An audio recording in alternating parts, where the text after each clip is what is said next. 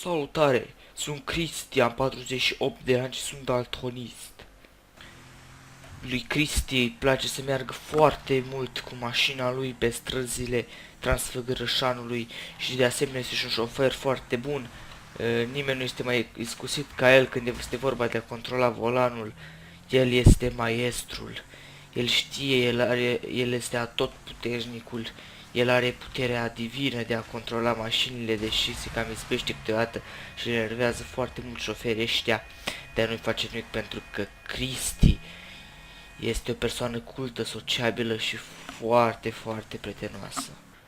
De asemenea, Cristi este și un om foarte, foarte cult, cum am mai spus și înainte, și Cristi este și un om foarte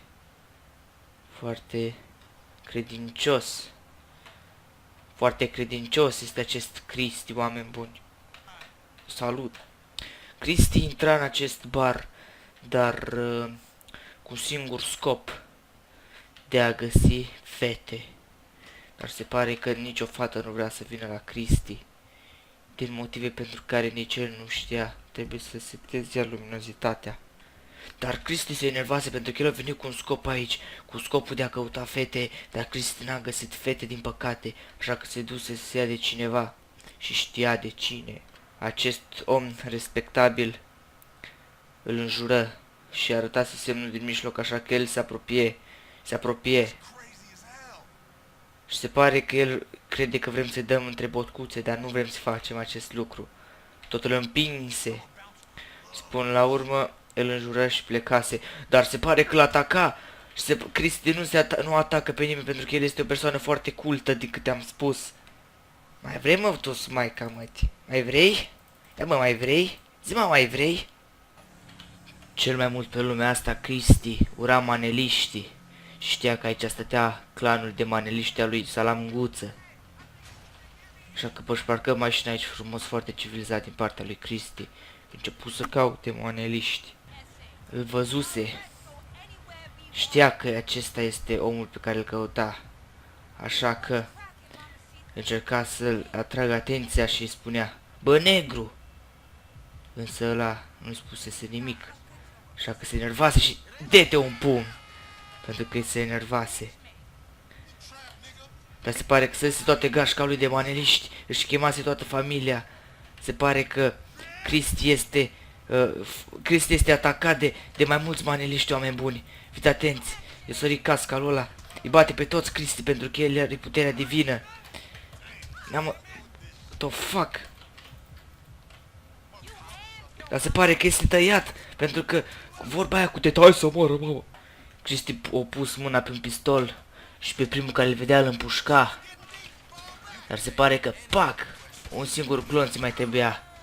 Și lua foc, pentru că el are puterea focului, el are puterea divină, el poate să facă ce vrea, el nu moare, el nu este căutat de poliție, el poate să facă ce vrea, dar el este de obicei un om cult și nu face niciodată rău. Dar de data asta a fost enervat Cristi și Cristi a spus că o să le moară toată familia și fix asta s-a întâmplat, oameni buni.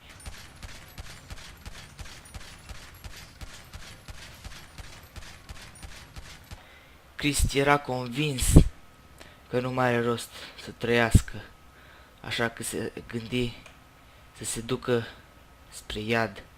Așa că...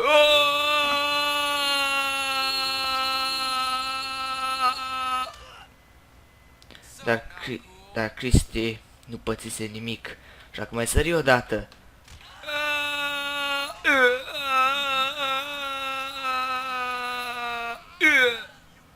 Dar Cristi încă o dată nu pățise nimic. Incredibil, oameni buni, incredibil. Da, zi să moară, mă.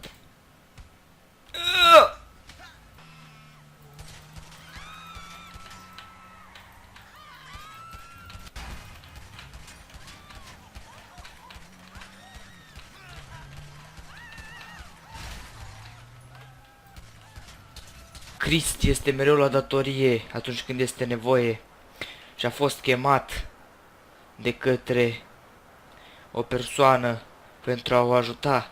Cristi se îndrepta acum spre ea, dar o zărise și se pare că Cristi murise, oameni buni.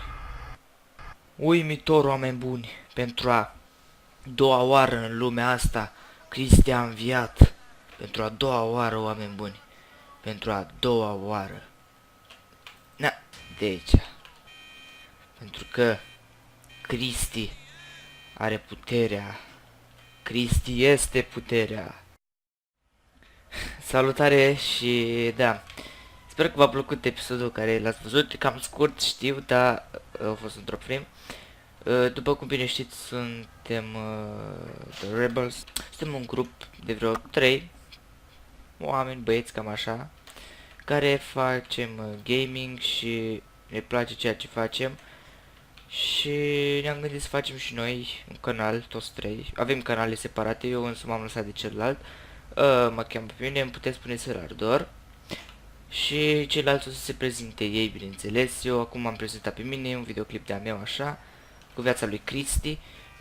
Dacă vreți să mai fac viața unui personaj, oricum asta o să o continui, pentru că dacă o să vă placă, o să continui, bineînțeles. Și o să fac tot felul de episoade din GTA 5, deci cu GTA 5 eu sunt. O să mai posteze și ceilalți cu GTA 5, dar eu voi fi cel care o să posteze cel mai mult, să spunem așa. Cam atât, eu am fost Sărardor și până data viitoare vă urez o zi cât se poate frumoasă. Pa, pa!